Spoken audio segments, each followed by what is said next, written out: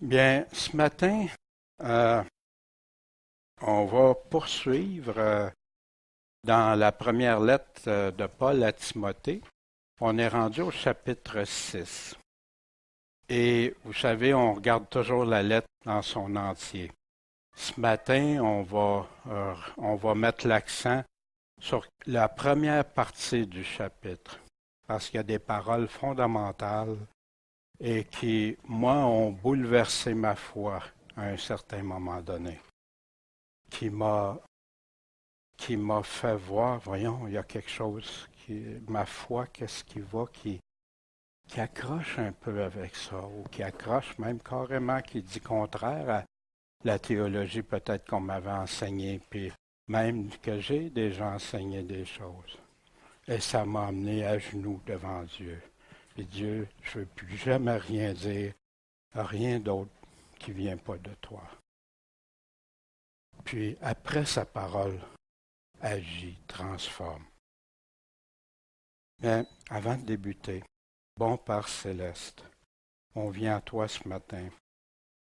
Tu nous as laissé tout ce qu'on a besoin.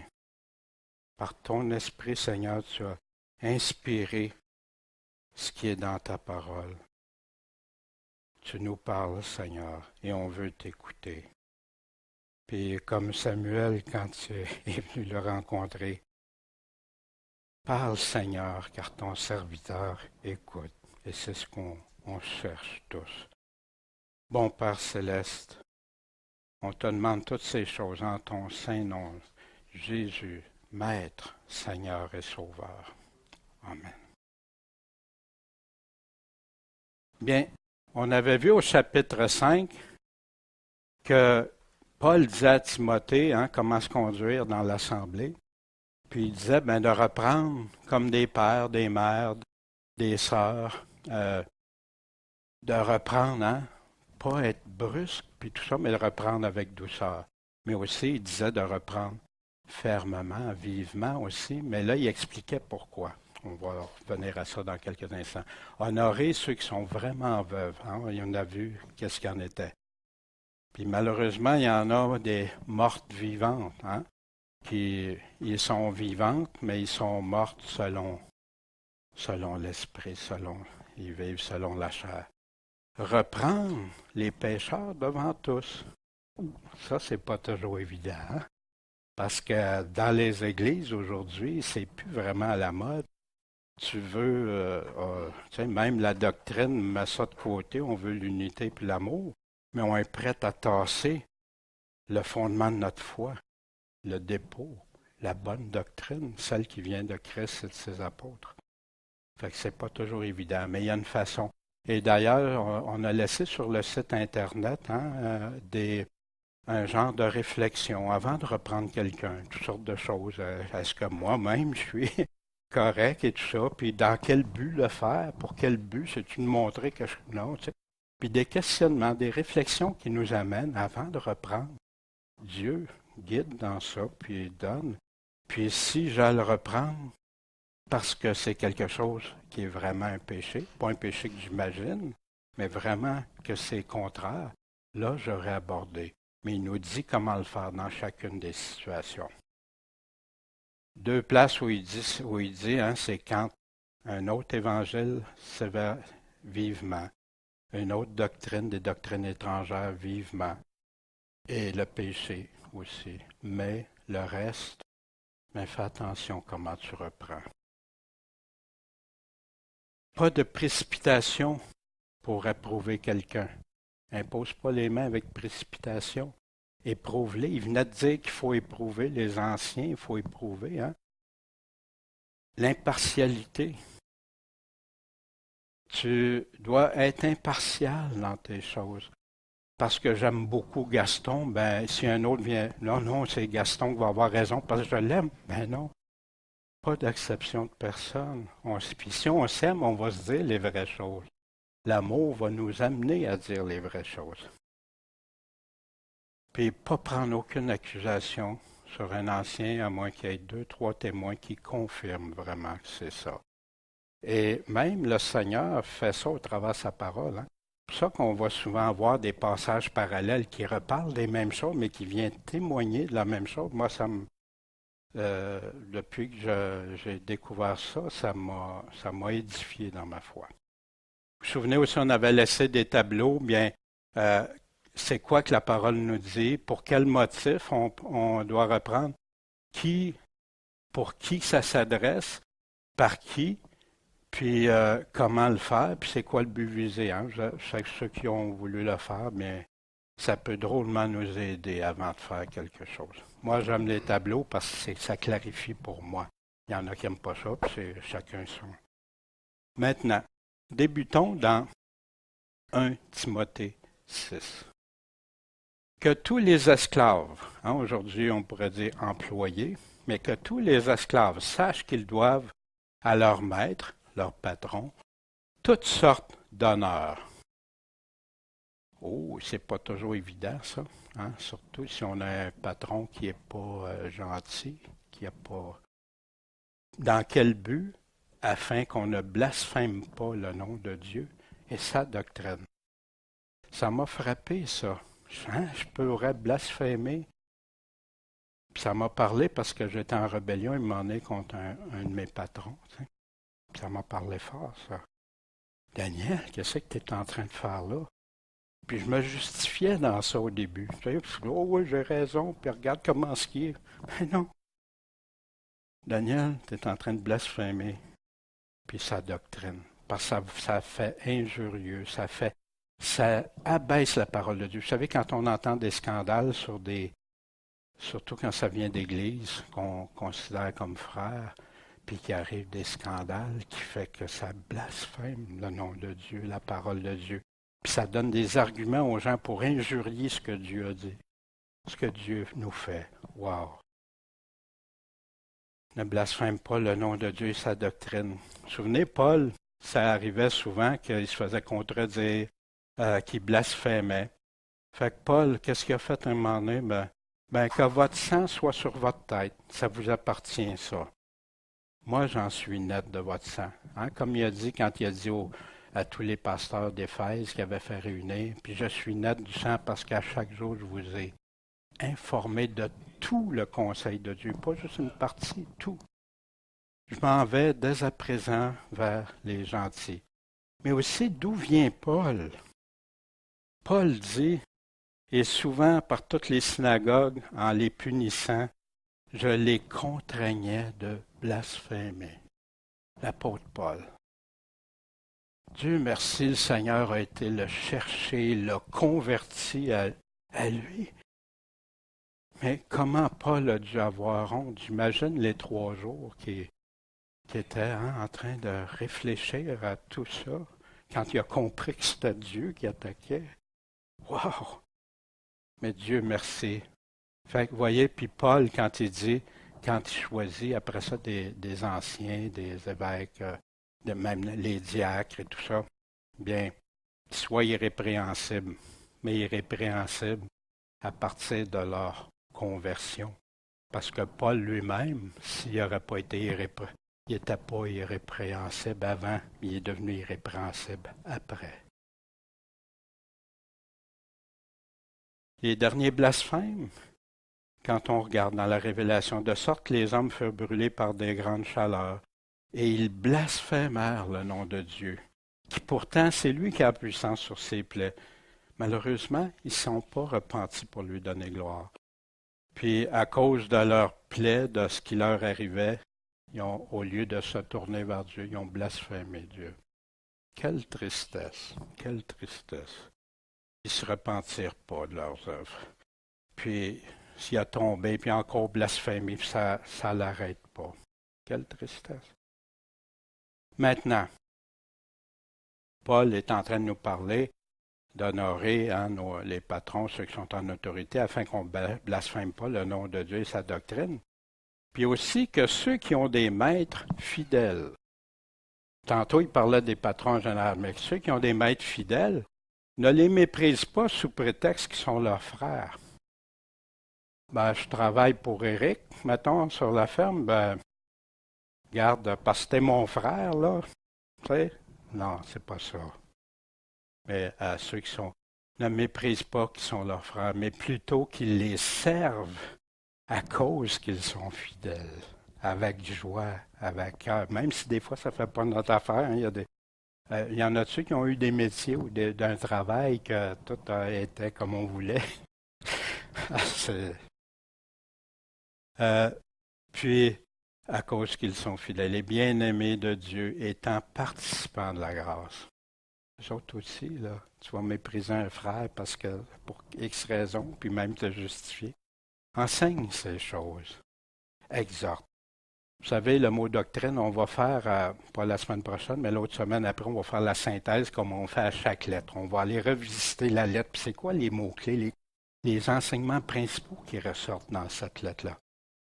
Mais ici, Paul dit à Timothée, enseigne, doctrine. Vous savez que le mot doctrine revient continuellement, alors qu'aujourd'hui, dans les églises, on met la doctrine comme secondaire par rapport à l'amour et l'unité. Mais ton amour, ton unité ne peut être que basée sur la vérité.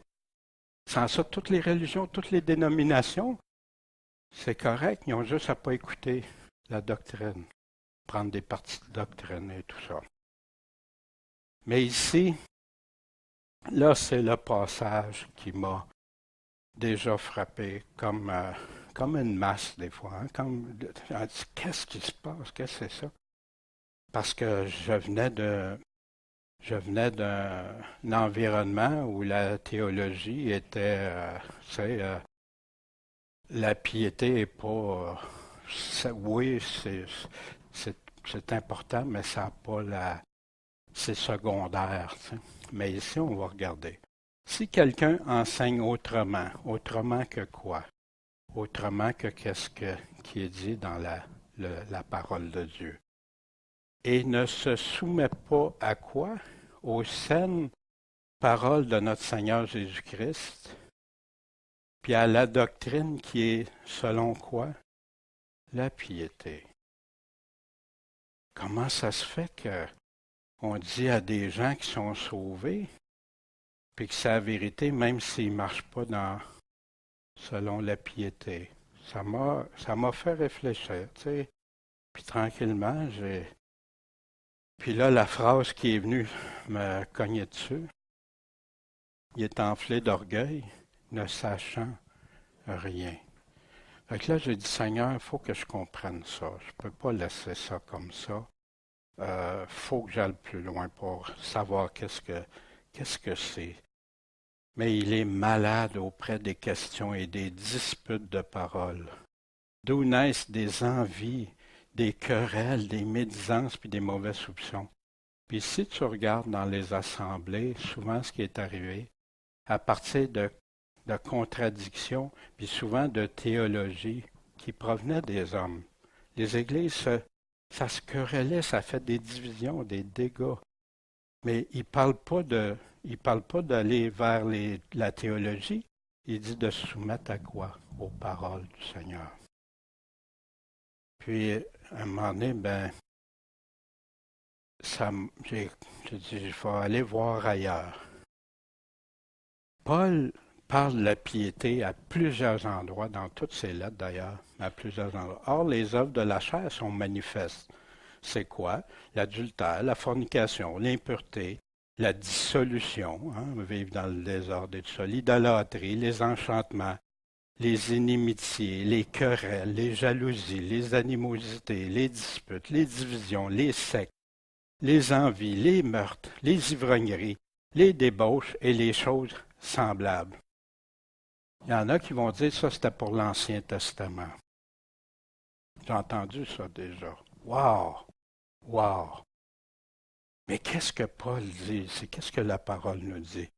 Je vous dis d'avance, comme je vous l'ai déjà dit, que ceux qui commettent de telles choses n'hériteront pas le royaume. Vous savez, moi, une histoire qui m'a scandalisé, c'est à un moment donné, je regarde un homme qui a ça s'est produit là, aux États-Unis. L'homme est rentré dans un centre de conditionnement physique, puis armé, puis a abattu plus d'une dizaine de femmes.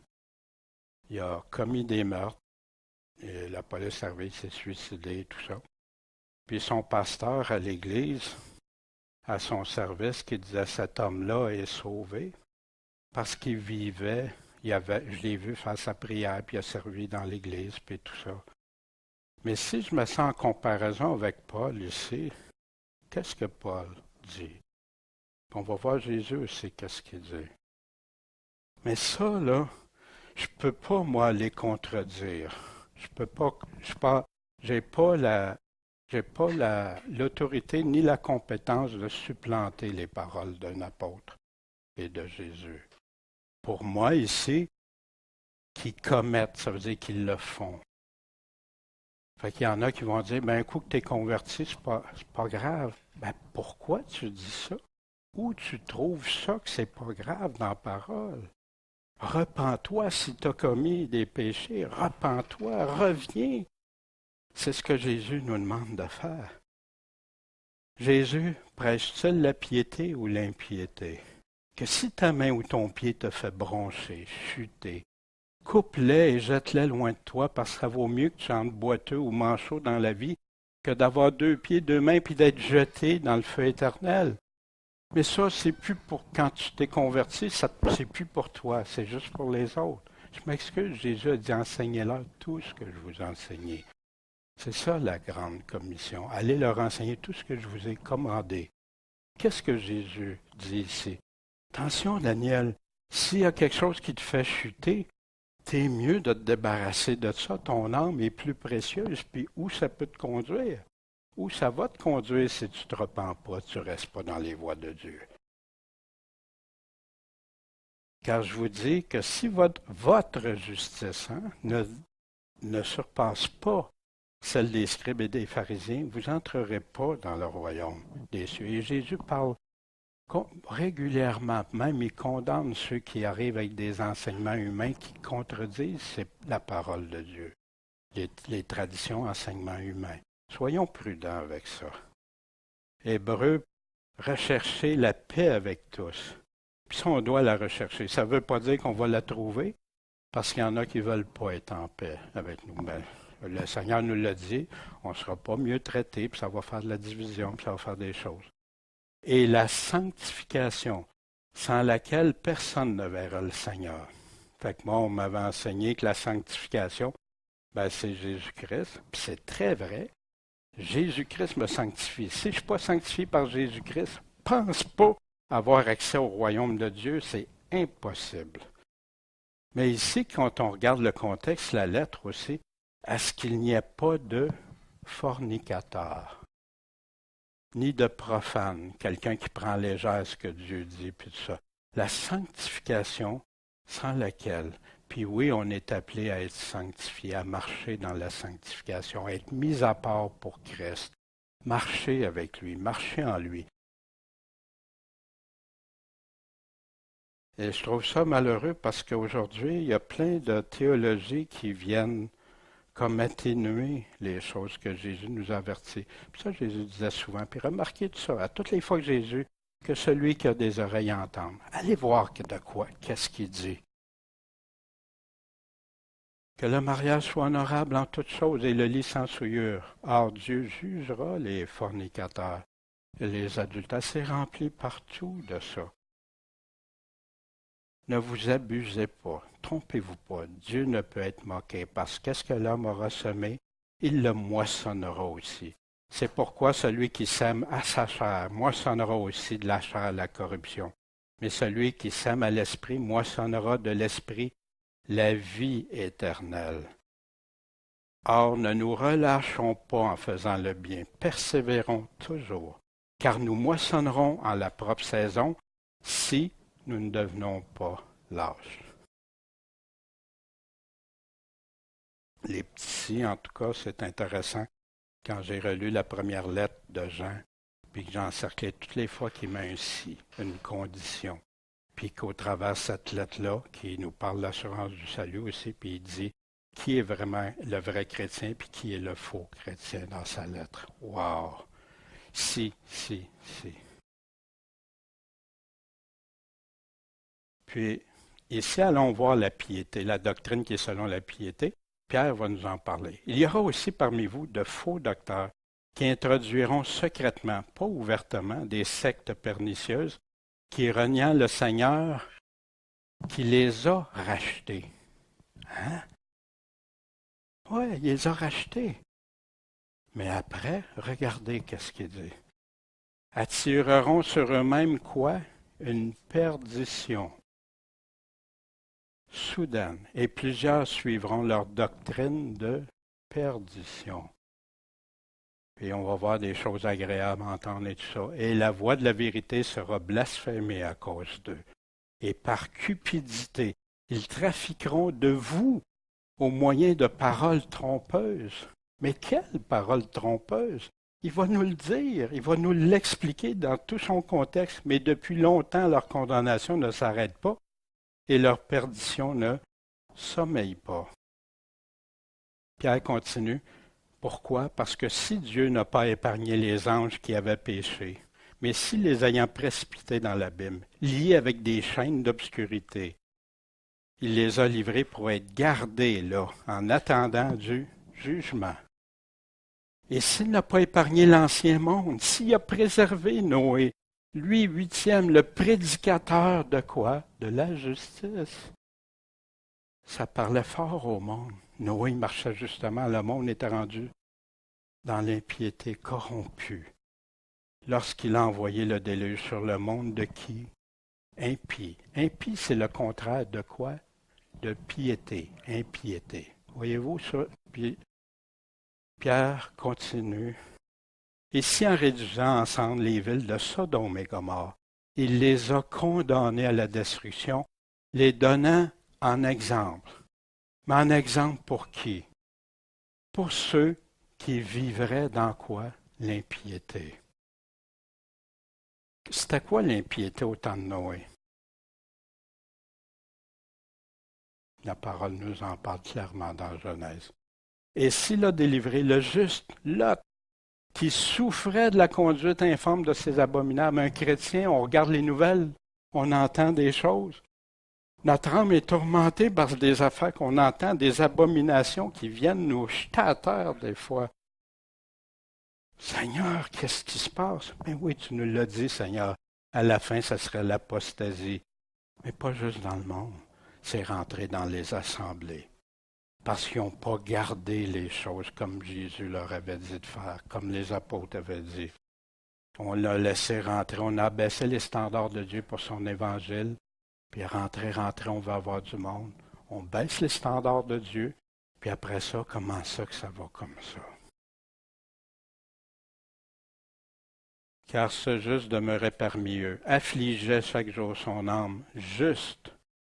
Son âme était-tu corrompue? Puis ça, non, son âme était juste, à cause de ce qu'il voyait, puis apprenait de leurs actions méchantes. Puis là, une phrase qui encourage. Le Seigneur sera délivré de l'épreuve. Qui? Ceux qui l'honorent. Mais quand tu penses à ça, l'honorer, il nous dit comment l'honorer. Puis pas marcher dans l'impiété, pas marcher dans ce qui est contraire à sa volonté. Si j'honore quelqu'un, je vais vouloir lui plaire, je vais être en respect, je vais écouter ce qu'il me dit, je vais obéir. Je ne ferai pas de... Puis garder les injustes pour être punis au jour du jugement. Principalement qui? Ceux qui suivent la chair, dans la convoitise de l'impureté, qui revient à l'impiété encore, et qui méprisent la domination, audacieux, arrogants. Ils ne craignent pas d'indigner les dignités. Oui, oui, je vous promets ça, mais pas grave ça. Vous péchez, c'est pas si grave que ça. Dieu comprend, Dieu vous aime, Dieu va vous accepter tel que vous êtes, alors que quand tu vas voir dans la parole de Dieu, repens-toi. L'impiété, c'était quoi l'impiété de Sodome? C'était des méchants et grands pécheurs contre l'Éternel. Puis parce que le cri de Sodome et de Gomorrhe est augmenté, que leur péché est fort aggravé, ça l'a pris une ampleur telle, puis Dieu a décidé, ça suffit. L'impiété de Sodome et Gomorrhe. Puis même, il y en a qui vont être traités plus durement que Sodome et Gomorrhe, que Jésus dit. Jésus a parlé, mais ce n'est pas important. Puis Pierre continue, car en prononçant des discours fort enflés de vanité, de rien, ça vaut rien. Quand tu vas arriver devant Dieu, là, ça va valoir quoi? Zéro, zéro. Puis ça va t'emmener à où? Qui nous dit à la perdition. C'est ça que Pierre dit. C'est ce qu'il venait juste de dire, par leurs impudicités. Ils amorcent par les convoitises de la chair. C'est facile, hein? Tomber dans la convoitise puis désirer des choses que ce n'est pas nécessairement Dieu qui est là.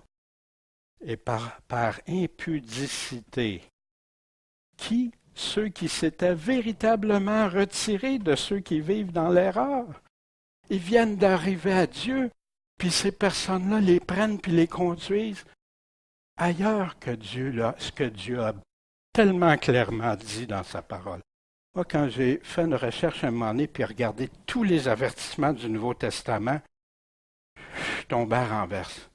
Comment ça, j'ai pas vu ça avant? Comment ça, j'ai pas vu tous ces...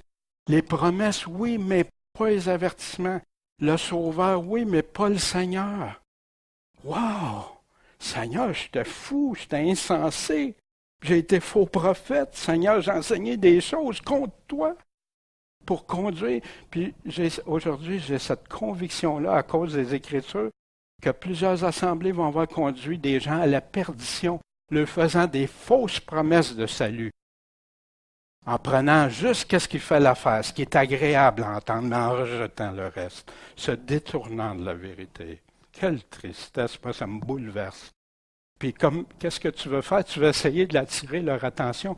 Écoute-moi pas, sois pas en accord avec moi, mais sois en accord avec ton Seigneur, ton Sauveur.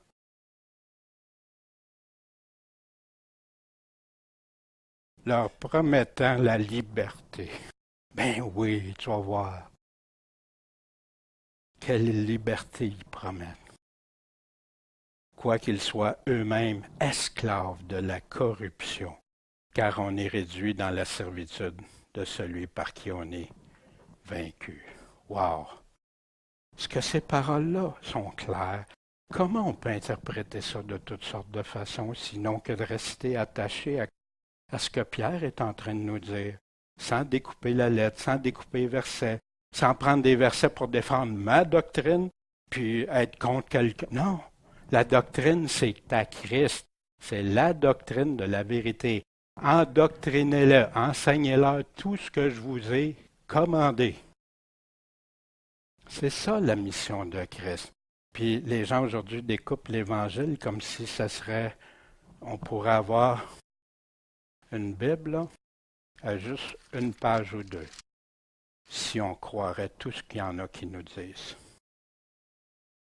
C'est central, Jésus-Christ est notre Seigneur, notre Sauveur, mais il nous donne les conditions qu'il a dit, repentez-vous. Je me souviens, j'enseignais l'assurance du salut. Personne ne vous ravira de sa main. Hein, on découpait un verset, on avait complètement passé par-dessus. Qu'est-ce que Jésus est en train de dénoncer les faux pasteurs, puis les vraies brebis. Puis mes brebis, ils font quoi? Ils écoutent ma voix, ils écoutent ce que je dis, puis ils me suivent. Suivre Christ, ça coûte quelque chose. Ça nous coûte quelque chose quand tu fais un choix pour Christ. Tu peux être rejeté du monde, tu peux être rejeté de tes amis, tu peux avoir des choix. Non, Seigneur, je ne peux pas mentir, c'est à mon détriment, mais je ne peux pas mentir. Seigneur, non, j'aimerais ça, mais non, tu me dis non. Puis je ne fais pas ça parce que... Non, je le fais parce que je l'aime, puis je crois que ce qu'il me dit, tout simplement. Je m'excuse ce matin, mais c'est parce que je revois... Il y a plein de situations qui me reviennent. La parole, hein, ça nous parle. Hein. Premièrement, à celui qui veut dire comme Dieu dit, dans ses paroles. La doctrine qui est selon la piété. Où se trouve le contraire de la vérité, selon ce que Paul est en train de dire? Où ça se trouve? Dans l'impiété ou la piété? Paul, est-ce qu'il dit que ceux qui affirment que vivre pieusement est un mensonge? Puis ça peut se faire subtilement des fois.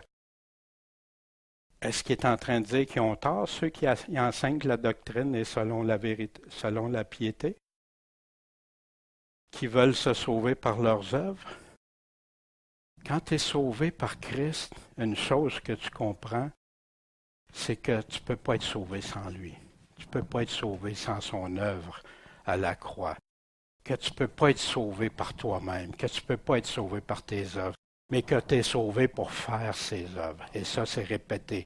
Mais il y en a qui effacent ça. Non, non, tu veux être sauvé par tes œuvres. Tu veux obéir à Jésus. Tu veux être sauvé par tes œuvres. Wow! Où tu vois ça?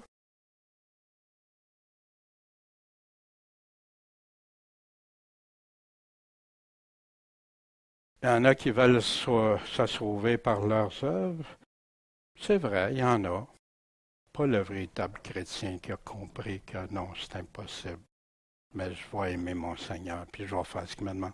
Que le fait de croire en Jésus implique que Jésus aurait donné un permis pour vivre dans l'impiété.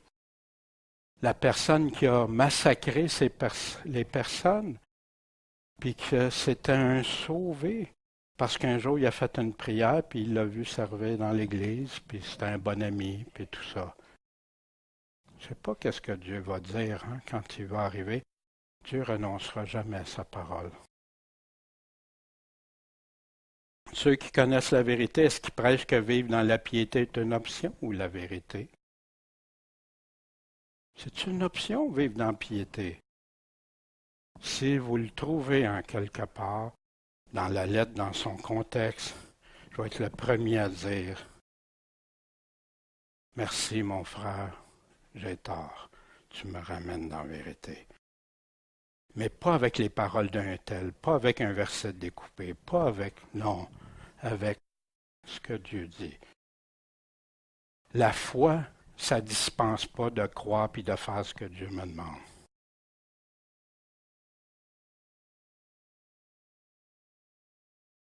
Qui, Paul nous dit qui est enflé d'orgueil ne sachant rien? Ceux qui disent comme Paul nous le dit, puis à plusieurs reprises, ceux qui disent comme Jésus, comme Paul a pris ça des paroles de Jésus, parce que Paul n'a jamais prêché un autre évangile que celui de Jésus-Christ. Sans ça, lui-même serait devenu anathème. Comment Pierre, Jude, Jacques, puis Jean, ils prêchent tous de vivre dans la sanctification, dans la piété, mais ça a été comme tassé pour mettre en lumière les choses agréables pour que les gens rentrent. Mais après ça, essaie de leur dire, regarde qu'est-ce que Jésus... Ils ont de la misère à comprendre les autres versets après quand Jésus il affirme des choses. Puis, moi, ce qui m'a vraiment bouleversé, c'est qu'à un moment donné, quand j'ai réalisé, Seigneur, c'est comme si je suis plus intelligent que toi, ta parole, parce que tu dis ça, puis moi, j'en viens à contredire, par un enseignement, contredire ce que tes paroles pures. Qu'est-ce qui se passe, Seigneur? Qu'est-ce qui se passe? À titre, nos 3 lettres que Paul a écrites à la fin de sa vie pour parler comme son testament aux hommes de Dieu. Paul, serviteur de Dieu et apôtre de Jésus-Christ, selon quoi la foi des élus de Dieu et la connaissance de la vérité. Comment elle est cette connaissance-là? Selon la piété. La vérité, la connaissance de la vérité, c'est avec la piété. Voyez-vous, ça m'a ébranlé dans mes croyances que je croyais, dans ma théologie, dans la doctrine qu'on m'avait enseignée, dans les doctrines, je devrais dire. Puis après, j'ai dit, ben Seigneur, tu as raison. C'est tout. Moi, je ne contesterai pas avec toi, surtout pas. Quand il nous dit aussi, or, tous ceux qui veulent vivre selon la piété en Jésus-Christ souffriront persécution. En passant, le mot piété, en anglais, c'est godliness, comme Dieu. En français, la piété, aussi, qu'est-ce qui est arrivé? C'est que il y en a, il y a certains des réformateurs qui arrivaient de souche catholique, mais ils sont restés avec la définition de piété catholique. Ça, quand je regardais ça, je vais laisser la Bible répondre à sa définition. Qu'est-ce que la piété, l'impiété? Sodome et Gomorrhe, dans la Genèse avec Noé, puis après, ceux qui vivent dans l'impureté, tous ceux qui veulent vivre selon la piété en Jésus-Christ souffriront persécution. Tu ne souffriras pas si tu es dans une assemblée ou même dans le monde, puis que tu ne vis pas selon la piété. Ils vont tous t'aimer. Ça va me couler comme « wow ». Mais marche comme Jésus dit, par exemple. Les gens, même il y en a qui vont se mettre très en colère, des chrétiens, se mettent très en colère parce que tu veux vivre comme Dieu veut. Puisque donc toutes ces choses doivent se dissoudre, il nous parle de la fin. Quelle ne devez-vous pas être par la sainteté de votre conduite et votre piété? Pierre parle là-dessus au travers de son chapeau, la dernière lettre qu'il a écrite pendant les persécutions de Néron. Wow! Wow!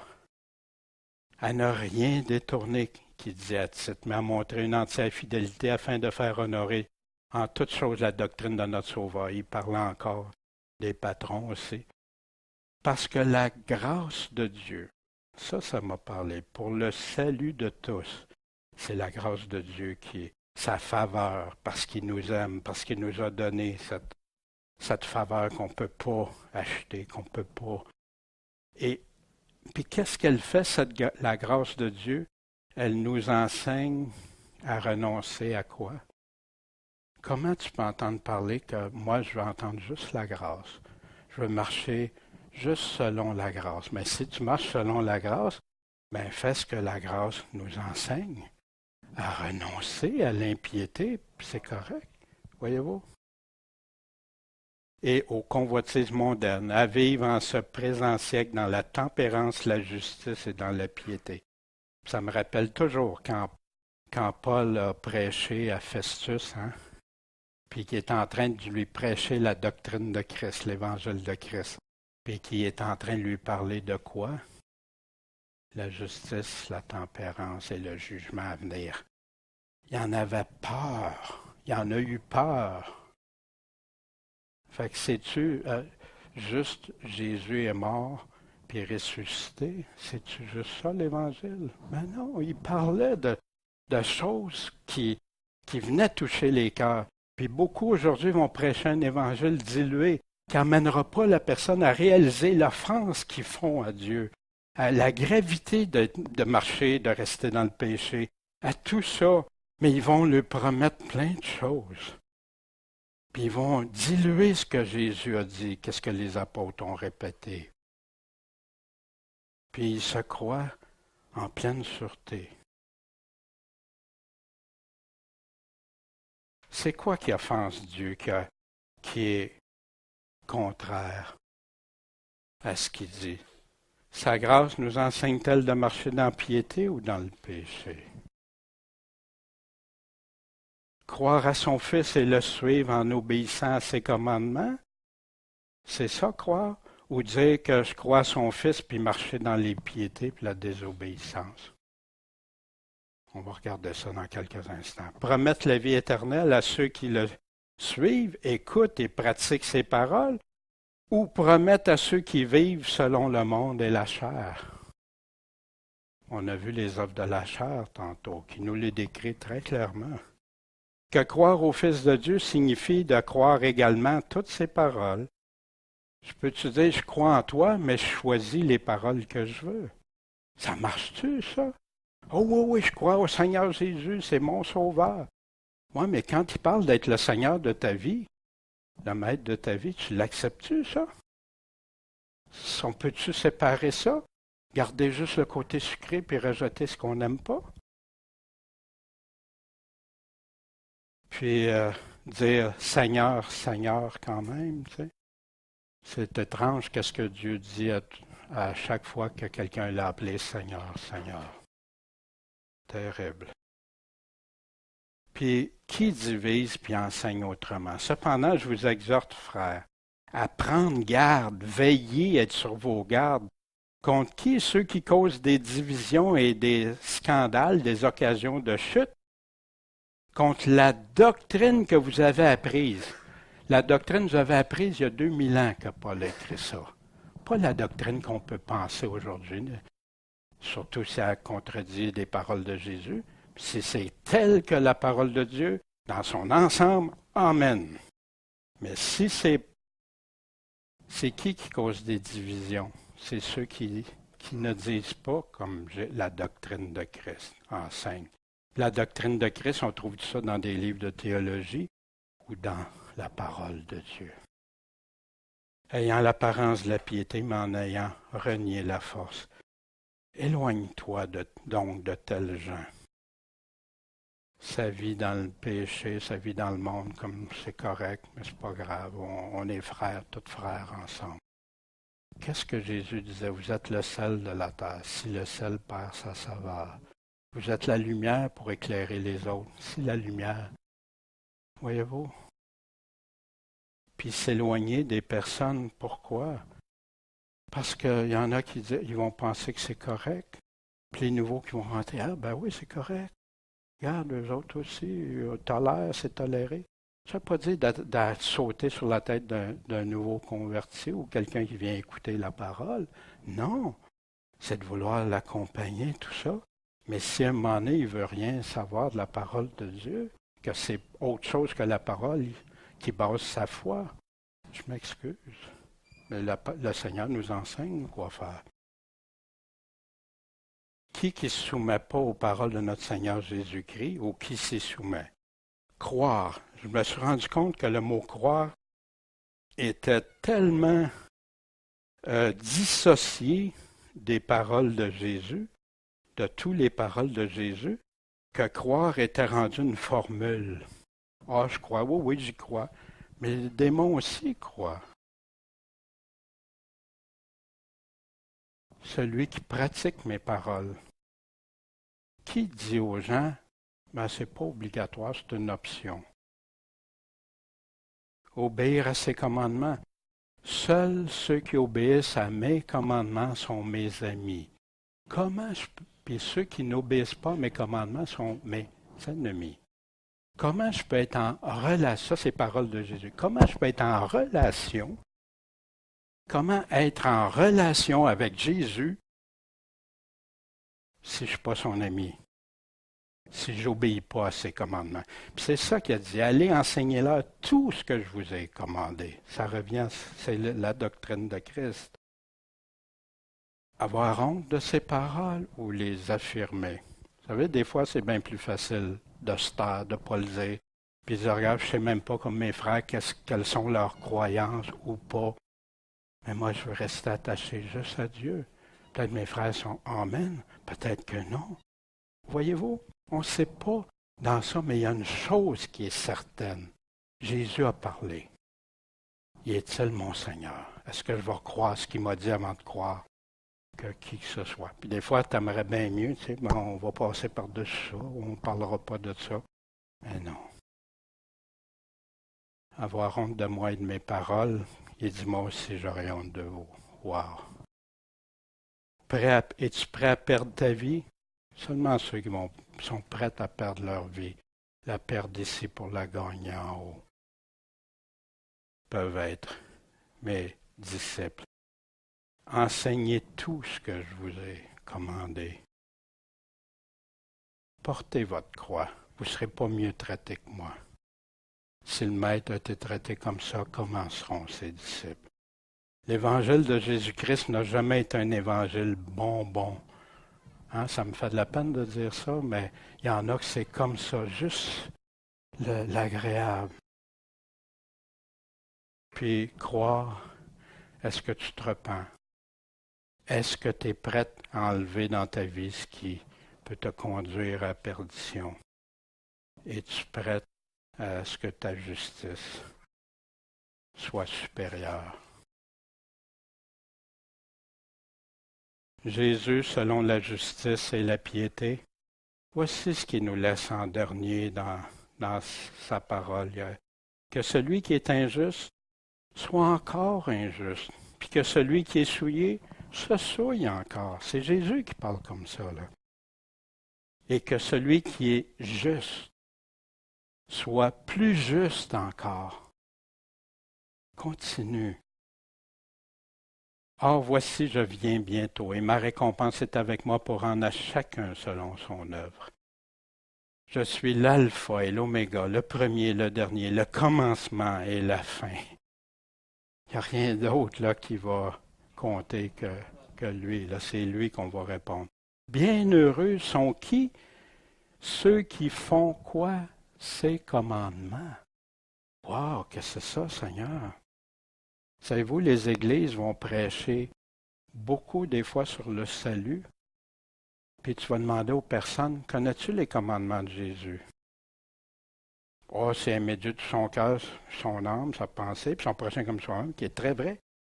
Mais tout le reste, c'est la synthèse de ça, c'est tout ce qu'il nous a ordonné, commandé. Mais les gens détachent ça. Puis si tu aimes Dieu de tout ton cœur, toute ton âme, toute ta pensée, tu vas-tu vivre dans l'impiété ou tu vas vivre dans la piété?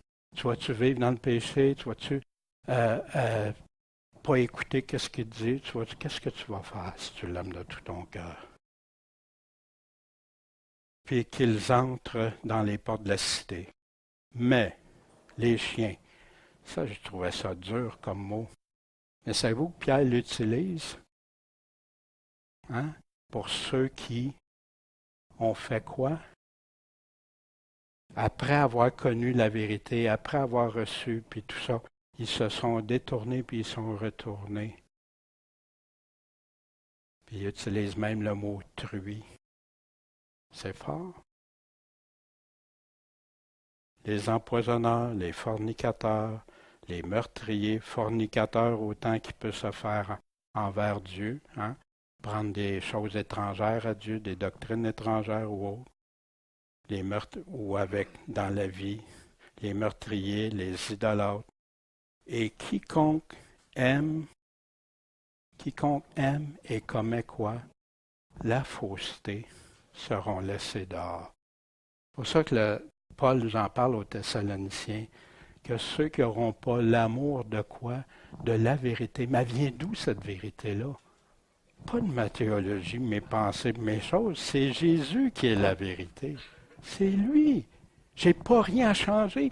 C'est lui l'enseignant. C'est lui qui a donné tout. Puis nous autres, on est là pour le regarder, l'étudier, puis être ensemble. Puis Dieu, est-ce qu'on se conforme à ça ou si on marche à côté? Est-ce qu'on peut être en unité ensemble avec ce que tu dis? Puis à partir de là, on peut bâtir, on peut construire pour toi, Seigneur, puis avec toi, puis en toi. Celui qui vaincra au vainqueur héritera toutes choses. Et je lui serai Dieu, il me sera fils. Je ne sais pas si ça vous fait du bien d'entendre ça, mais wow! Mais quant aux timides, aux incrédules, aux exécrables, aux meurtriers, aux fornicateurs et aux empoisonneurs et idolâtres, et à tout menteur, où ça va être leur part dans les temps ardents de feu et de soufre, qui est la seconde mort. Jésus nous a parlé de ça 2 fois dans les derniers chapitres de l'Apocalypse. Est-ce qu'il a raison? Est-ce que lui est plus fort que ma doctrine? Est-ce qu'il gagne sur moi? Est-ce que je suis prêt à me soumettre aux saines paroles? Voyez-vous, ça fait toute une différence. Puis les gens qui veulent marcher pour Christ, avec Christ, puis en Christ, ils ne se laisseront pas. Une période où moi j'ai été séduit. J'ai été emmené dans des choses. Mais ça a fait en sorte qu'après, Seigneur, je veux juste toi, c'est toi. Puis la confusion était partout. Puis un dit ça, l'autre dit ça. Moi, je veux t'écouter, toi. Mais pas. Puis j'ai remarqué que souvent, les gens réagissaient, allaient chercher des versets.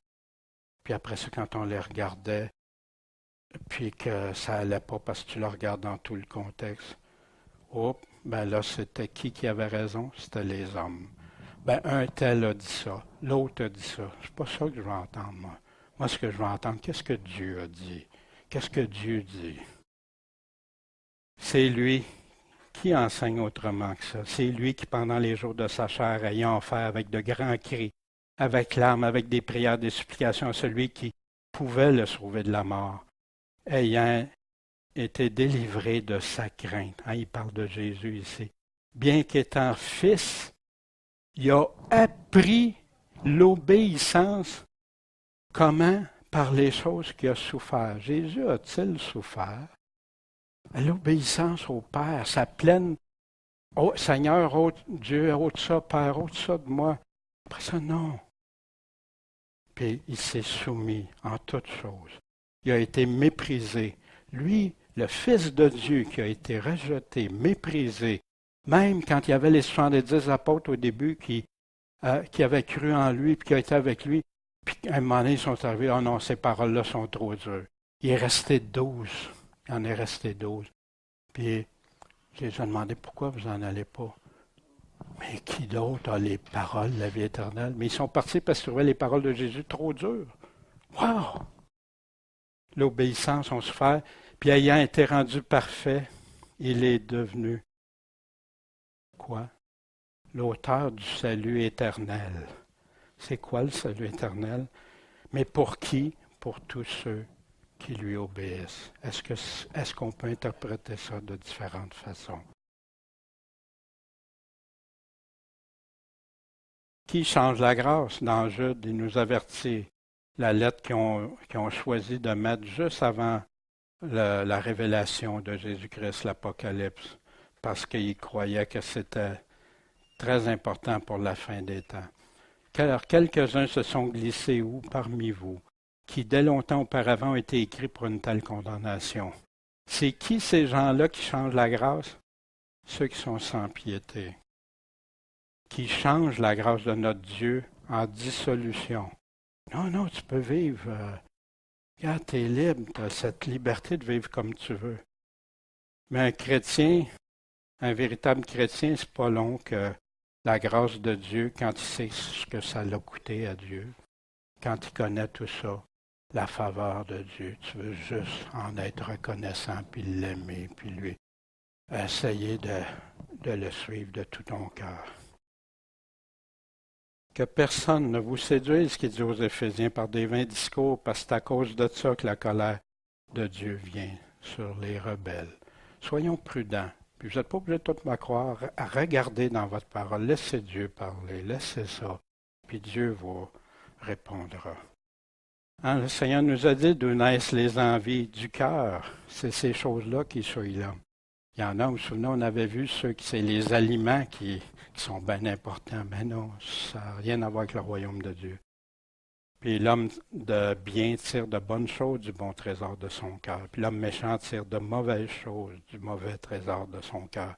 Car c'est de l'abondance du cœur que la bouche parle. Ici, celui qui a le cœur enflé excite des querelles. Mais celui qui s'assure où? Sur l'Éternel. Comment on peut s'assurer sur l'Éternel? Toute Écriture est inspirée et là pour nous enseigner, nous corriger, nous ramener. Quand je m'égare en quelque chose, c'est Dieu. Je vais voir Dieu. Toi, qu'est-ce que tu dis? Toi, tu as raison. Moi, je peux me tromper, mais toi, tu as raison. Puis un chrétien ne veut jamais exciter de querelle. Par contre, il veut défendre la saine doctrine, mettre en lumière la saine doctrine. Jamais pour aller provoquer des querelles, pour faire de la chicane. Au contraire, tu pries longtemps avant d'aller parler à ces personnes-là pour qu'ils disposent leur cœur, que toi-même t'examines. Seigneur, vas-tu le contaminer ou y amener la vérité? Qu'est-ce que je vais faire? Mais jamais dans le but de faire des querelles, jamais. Ceux qui enseignent autrement, qui sont enflés d'orgueil, on revient. Ça fait des querelles, des médisances, des mauvais soupçons, des vaines disputes d'hommes corrompus d'entendement. Ils ne comprennent pas que la doctrine est selon la piété, que la vérité est selon la piété. Ça fait des dégâts. Qui estiment que la piété est un moyen de gagner, ça va nous rapporter quelque chose. Il y en a, c'est au niveau monétaire, il y en a, c'est au niveau prestige, il y en a, c'est à toutes sortes de choses. Retire-toi de ces sortes de gens-là. Fait que Paul est en train de dire de, de mettre la piété de côté ici? Non, il est en train de dénoncer ceux qui s'en servent pour arriver à leur fin. Ainsi, puis Pierre, moi, ça m'avait frappé ça. Paul, ainsi que dans toutes ses lettres, parle de ces points dans lesquels il y a des choses difficiles à entendre, que les ignorants et les mal assurés tordent comme ils tordent aussi les autres Écritures pour leur perdition. Pourquoi Dieu cherche des adorateurs en esprit et en vérité? Puis celui qui ramène un frère de l'erreur sauve une âme de la mort. Wow! Qu'est-ce que ça dit? Ainsi a dit l'Éternel. Maudit est l'homme qui se confie en l'homme. C'est pour ça que moi, ça ne me dérange pas quelqu'un qui me dit, ben regarde, tu sais qu'il dit, tu sais, puis tout ça. Ça ne me dérange pas. Mais va te confier à ce que Dieu dit. Va te confier à l'Éternel. Puis Dieu va te parler, mais regarde-les dans son ensemble. Qui se confie en l'homme, qui de la chair fait son bras. C'est ça, moi, c'est l'homme qui va me, et dont le cœur se retire de l'Éternel. Puis vous savez, quand Jésus disait « Entrez par la porte étroite, car la porte large est le chemin spacieux qui mène où? À la perdition. » Puis il y en a beaucoup qui entrent. Savez-vous de quoi il est en train de parler? Des faux prophètes. De la vérité qui annonçait. Fait que c'est qui les faux prophètes? Ceux qui disent comme Jésus, comme Paul, comme Pierre, ou ceux qui disent, qui font un montage artistique, souvent, et qui en arrivent à contredire même ce que le texte dit. Des dégâts, ôter, garder seulement ce qui plaît, passer par-dessus, modifier, ça nous emmène juste à de l'erreur. C'est ça que ça fait pour nous. Quand ça fait l'affaire, on le garde. Quand ça ne fait pas l'affaire, on passe par-dessus. Ou un tel a dit ça, fait que c'est la pure vérité. Ou le déni. Là, nous autres, notre doctrine dit ça. Assure-toi que c'est la doctrine de Christ. Si c'est ça, ben, c'est correct. Prêche la parole. T'es-tu nourri? On avait vu ça nourri dans quoi? Les paroles de la foi puis de la bonne doctrine. Il répète ça tout au long de sa lettre. Doctrine, piété. Prêche la parole, insiste dans toutes les occasions. Reprend, censure, exhorte avec toute douceur d'esprit et avec quoi? Doctrine. Car le temps viendra auquel ils ne souffriront pas la saine doctrine, mais aimant qu'on leur chatouille les oreilles par des discours agréables. Ils chercheront des enseignants, des docteurs qui répondent à leurs désirs. C'est pour ça, docteur, doctrine et tout ça. Et ils détourneront leurs oreilles de quoi? La vérité. Mais c'est quoi la vérité? C'est ce que Jésus a dit pour ses apôtres. Et se tourneront aux fables. Qu'est-ce que ça va valoir une fable devant Dieu? Mais toi, veille en toutes choses, veillez, souffle les afflictions, fais l'œuvre d'un évangéliste. Un évangéliste, il fait ça, puis il reste dans la doctrine de Christ. Rends ton ministère pleinement approuvé. Puis il dit ça à Timothée. Timothée qui l'a suivi pendant au moins 15 ans, qui a été avec lui, qui l'a suivi, que Paul a éprouvé, que Paul a testé, même qui dit. Puis qu'il lui confie, puis à lui de choisir des anciens et des personnes.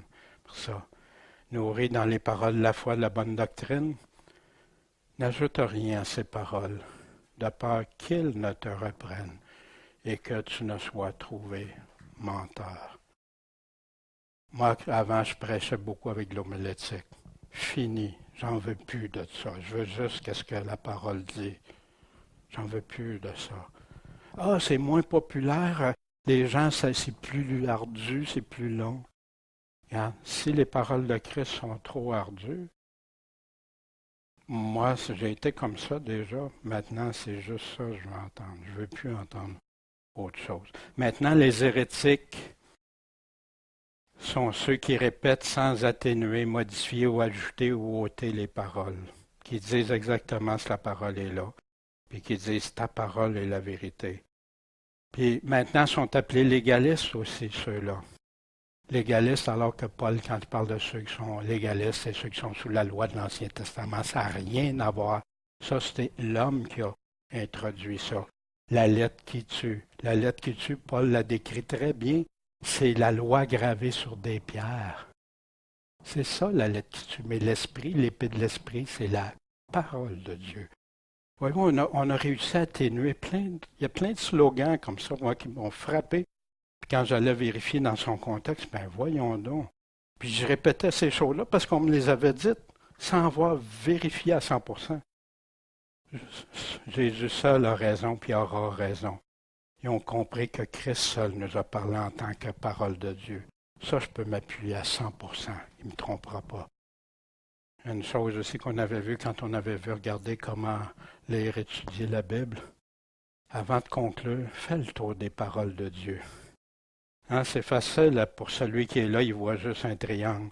Pour l'autre, un cercle. Pour l'autre, un carré. Mais quand est-ce que tu vas avoir la vraie forme? C'est quand tu vas avoir fait le tour. Tu vas avoir regardé ce que la parole te dit en entier, pas prendre des parties. Puis c'est comme ça qu'il y en a qui réussissent à tordre, parce qu'ils prennent les parties. Cette parole qui demeure éternellement, c'est cette parole qui vous a été évangélisée, que Pierre dit. La foi vient d'où? De ce qu'on entend. Ce qu'on entend, ça vient d'où? De la parole de Dieu. Si ma foi ne vient pas de la parole de Dieu, lumière rouge, lumière rouge. C'est quoi ma foi? Quand je vais arriver devant Dieu, oui, ma foi, c'est ça.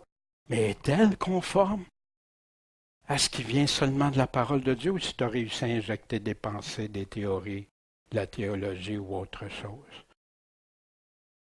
Chacun aura à regarder ça. Puis ici, Paul, il dit, ceux qui voulaient gagner avec la piété, il dit la piété avec le contentement, c'est un grand gain. C'est quelque chose d'extraordinaire. Parce qu'on n'a rien apporté au monde, puis il est évident qu'on ne pourra rien apporter. Rien de ça. Mais ayant la nourriture et de quoi nous puissions être couverts, ça va nous suffire. Savez-vous, quand je regarde aujourd'hui combien il y en a que c'est de l'argent, puis il y en a qui ne quittent pas l'assemblée où ils sont, ou les dénominations où ils sont, même s'ils ne sont pas d'accord, parce que c'est l'argent qui les retient là. Quelle tristesse! Puis j'en connais personnellement, c'est pour ça que je peux dire. Puis ils le savent, on a discuté de ça, puis ils le savent. Mais ils ne l'avoueront jamais devant les autres pour ne pas perdre leur statut, leur retraite, oui, etc. Jésus l'avait dit, de ne pas se confier pour les choses. Cherchez premièrement quoi? Le royaume de Dieu, puis sa justice, puis toutes ces choses vous seront données par-dessus. Soyez donc pas en souci pour le lendemain, parce que le lendemain, mais il nous dit, qu'est-ce qui est arrivé? Puis il nous le dit, c'est ceux qui veulent devenir riches tombent dans la tentation et dans le piège. Puis il parle de chrétiens ici, plusieurs désirs fous et nuisibles qui plongent les hommes dans le malheur et dans quoi? La perdition encore. Car c'est la racine de tous les maux que la convoitise des richesses, de laquelle quelques-uns étant possédés se sont détournés de la foi. Pour te détourner, il faut que tu l'aies. Tu ne peux pas te détourner de la foi si tu ne l'as pas. Et se sont enserrés eux-mêmes dans plusieurs douleurs. Souvenez-vous du jeune homme riche. C'est triste, cette parabole-là, le jeune homme riche. Puis Jésus y avait dit, tu as obéi, tu as suivi ce que Dieu demande. Maintenant, donne tes choses, puis suis-moi. Il cesse d'en retourner tout reste. Puis ici, aux Philippiens, Paul dit, de quelle la fin et la perdition, desquels le Dieu est le ventre, et duquel la gloire est dans leur confusion, n'ayant d'affection que pour les choses de la terre. Tristesse. Mais toi, puis ça, on t'avait de conclure, ne désespérez pas. Mais toi, homme de Dieu, wow! Je ne sais pas si vous aimez ça, que quelqu'un dise de toi, homme de Dieu. Moi, je n'ai pas besoin pour l'estime de moi puis courir, non. Mais de savoir que je suis l'enfant de Dieu. Que je marche, que je veux marcher de tout mon cœur pour lui, puis que quelqu'un, wow, c'est le plus beau compliment. Ah, t'aimes trop Dieu, t'aimes trop la parole, toi, puis regarde, t'es fou, un fou de Dieu. Amen. Tant mieux, tant mieux. Merci de me dire ça. Mais toi, homme de Dieu, fuis ces choses-là. Puis recherche quoi? Recherche. Il dit ça à Timothée qui est converti depuis combien de temps? Recherche la justice. Recherche la piété. Recherche la foi, la charité, la patience, la persévérance, la douceur. La suite, la semaine prochaine. Mais avant, vous savez, il va nous parler du bon combat. Puis on va voir ça la semaine prochaine, puis on va voir comment avoir le bon combat, mais selon la parole, selon ce que Dieu en dit. Pour conclure en réflexion, selon ce que Paul dit à Timothée, qui blasphème la parole de Dieu, puis comment ils le font. Ici, en ne respectant pas la doctrine du Seigneur, puis son nom.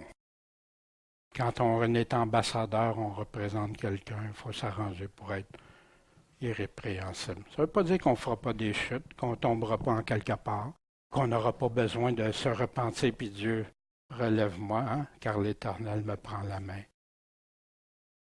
Crois-tu que la piété est une option, une source de gain, ou un enseignement essentiel de l'Évangile de Jésus-Christ? Qu'est-ce que nous enseigne la grâce de Dieu? Qu'est-ce qu'elle nous montre? Qu'est-ce qu'elle veut qu'on comprenne?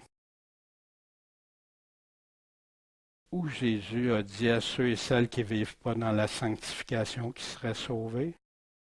Il y en a qui ne réalisent pas, qui sont prêts à jouer leur éternité en se confiant sur des promesses, mais sans tout le contexte de ce qu'il dit. Quelle tristesse! Crois-tu vraiment les paroles de Dieu avant qui que ce soit? C'est-tu lui qui tranche dans ta vie? C'est-tu lui l'épée tranchante qui sépare ton âme, tes moelles et tout pour t'amener? Oui, des fois ça fait mal. Mais après, oh merci mon Dieu, tu m'as délivré, tu m'as béni. Tu fais que je marche en pleine assurance avec toi. Parce que je le sais que c'est pleinement selon ta volonté, en accord avec ta volonté. Ah, quelle joie de plaire quand tu sais que tu plais au Père. Wow! D'où provient ta foi? C'est quoi qui t'amène à croire ceci ou cela ou tel point? Où te nourris-tu? Qui est la vérité? Où on l'a cette vérité-là qui corrige, qui change et qui est plongé dans le malheur, dans la perdition? Puis pourquoi? Ils se détournent de la foi, puis ils sont séduits, comme dans la parabole des 4 terres, hein, les semences, la parole de Dieu dans 4 terres, puis les effets différents. À un moment donné, il y en a qui se détournent de la foi pour les richesses, d'autres pour des persécutions, etc. Et toi, homme, femme de Dieu, qu'est-ce que tu recherches? Qu'est-ce que tu cherches? Qu'est-ce que tu veux? Puis moi, je prie que tous, pour chacun de nous, que Dieu nous dise à son retour, entre dans la joie de ton maître, bon et fidèle serviteur, fidèle à lui, fidèle à ce qu'il nous demande. Ça change nos vies, ça les bouleverse, mais ça les rend. Tellement, moi, je ne changerais plus rien. Quand j'ai choisi de laisser tomber tout ce que j'avais bâti, puis les affaires, puis je dis, au début, c'était intimidant, c'est insécurisant, puis tu mais après ça, wow, jamais je regretterai. Bon Père Céleste, merci de ta parole. Seigneur, je te prie pour ceux qui vont écouter sur les sites, sur Internet, pour nous ici présents, qu'on soit attentif avec soin, faire comme les Béréens, aller examiner. C'est-tu vrai? mais d'aller chercher à la source pure même. Seigneur, conduis ceux qui aiment la vérité, conduis ceux qui veulent te servir, être marcher pour toi, en toi, puis avec toi, Seigneur. Et Seigneur, qu'on marche de plus en plus dans ta justice, qu'on marche de plus en plus dans tes voies de progrès en progrès, et qu'on te soit totalement dédié, comme tu nous le dis, de t'aimer de tout notre cœur, notre pensée, puis d'aimer notre prochain, mais comme nous-mêmes, mais toi de toutes nos forces. Merci Seigneur Tout-Puissant. Merci Jésus, qui est devenu notre Maître et Sauveur. Amen.